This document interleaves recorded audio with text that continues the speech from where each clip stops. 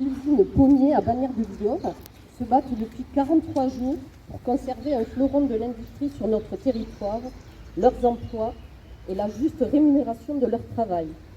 Notre lutte est exemplaire et légitime.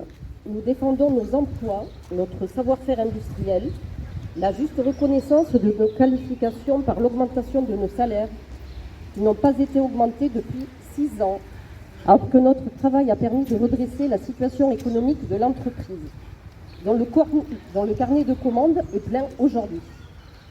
Ce que nous voulons, c'est le droit de vivre et travailler dignement. Pendant un mois, 96% des salariés étaient en grève dans cette lutte solidaire.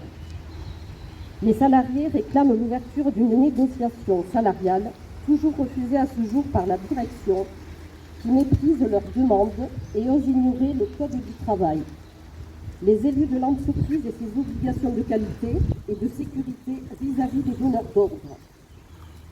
Malgré l'exemplarité de ce conflit, malgré la multiplication des initiatives, malgré une bonne visibilité dans la presse et malgré le soutien de la population et certains élus locaux, le PDG, M. Libert, ne fait aucune proposition décente. Il laisse courir le conflit. Il ne négocie uniquement que par téléphone. Honteux et illégal.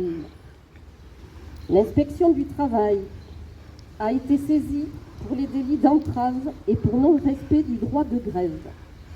Les salariés ont ainsi saisi les services de l'État pour mettre en place un médiateur afin d'avoir une véritable négociation loyale et sincère. La décision de la préfecture tarde à venir.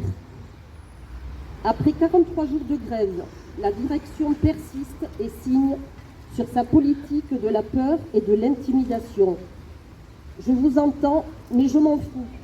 Voilà la position de la direction qui souhaite donner 200 € bruts de prime Macron et une prime de 500 € bruts si le chiffre d'affaires de 26 millions est atteint.